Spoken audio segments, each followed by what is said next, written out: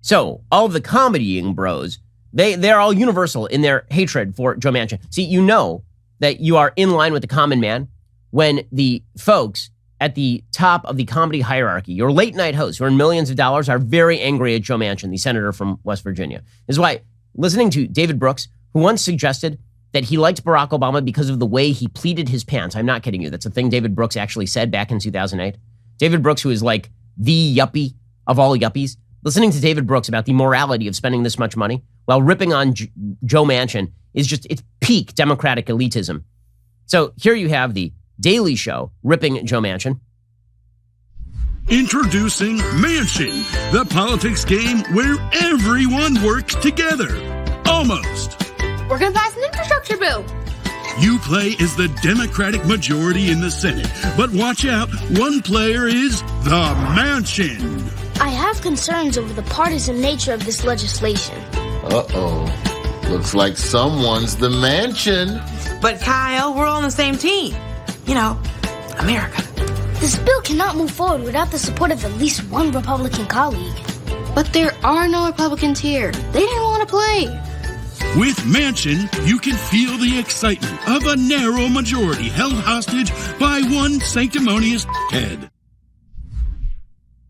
So much humor. He's a sanctimonious, you see? It's funny. It's funny. Man, really pushing the boundaries of comedy. Remember that time when comedy used to make you laugh? Seth Meyers doesn't. Here's Seth Meyers being not funny. You've got two senators, Joe Manchin, who's been called a kingmaker by fossil fuel executives and personally profits from the coal industry, and Kyrsten Sinema, who's raked in hundreds of thousands in donations from Big Pharma and has been raising money from business groups, holding up a bill that would tackle climate change, establish paid family leave, make community college tuition free, transform childcare, and expand access to health care, among many other things. Name one thing in this bill you think is unpopular. Paid family leave, child care tax credit, dental benefits for Medicare. He's so funny. But I am enjoying the notion from Democrats that if you don't vote the way that they want you to vote, it's because you're being bribed. Joe Manchin is doing this because of the bribery, and so is Kyrsten Sinema. That's why, because they're being bribed. That's clearly the issue here. So a few things. One, if we're going to talk about open bribery, the Democratic Party is so in hock to places like the teachers' unions that they will literally rewrite CDC standards in order to please the teachers' unions. Second of all, as a typical rule, you take donations from groups that are politically aligned with you. Okay, and if Kyrsten Sinema were presumably aligned the other way, should be receiving donations from other groups. I mean, that's how politics typically works. But really, good on you guys. Good on the elite media for deciding that anyone who disagrees with them, it's because they are attempting bribery. All the while ignoring the fact that the entire Democratic program is an attempt to bribe voters with their own money. Right? Take money from, in some cases, not their own money, in some cases from their next door neighbor. Right? We'll take your next door neighbor's money, we'll give it to you, and then you'll vote for us. Seems to be the Democratic pitch here. But they're all for the common man. It's all the common man. It's all the common good. Again, their basic idea here is we spend endless amounts of money forever, and there's no downside ever. And all we gain is more and more control over your life. Now, I would be remiss if I did not note that there is a new standard with regard to immigration. I mean, this administration is a bleep show in so many ways. The DHS has issued new arrest and deportation guidelines to immigration agents, right? This comes just a week after the DHS lied about its own agents by suggesting that they were whipping immigrants, illegal immigrants at the border. The Biden administration said that. Biden said it. Harris said it. Mayorkas said it. It was all a lie. Now, the DHS is issuing new regulations. What do these regulations do, according to the Washington Post? Quote, Homeland Security Secretary Alejandro Mayorkas issued broad new directives to immigration officers on Thursday, saying the fact that someone is an undocumented immigrant, quote, should not alone be the basis of a decision to detain and deport them from the United States. Oh, that's not, but aren't you like the immigration, like border patrol?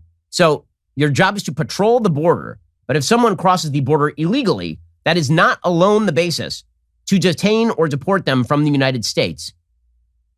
I wonder why people think there's an open border here. It's bewildering to me. Who could have predicted such a thing? The same time these people are releasing, there are 15,000 people under the bridge in Del Rio, Texas. 10 to 12,000 of them, according to Mayorkas, entered the United States. I wonder why everyone thinks there's an open border here in the United States. Maybe because there's an open border here in the United States thanks to these tool bags.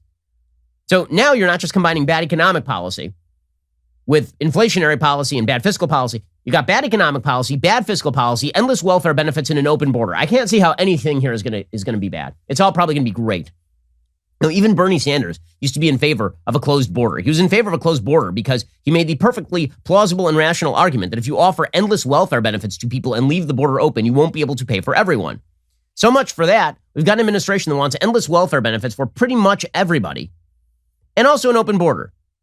An amnesty program is on the way for those who say, well, illegal immigrants can't receive things like federal welfare benefits. First of all, they can receive in some states state welfare benefits. They receive free public education for their kids. But beyond that, the administration would very much like to make all these people citizens as fast as humanly possible.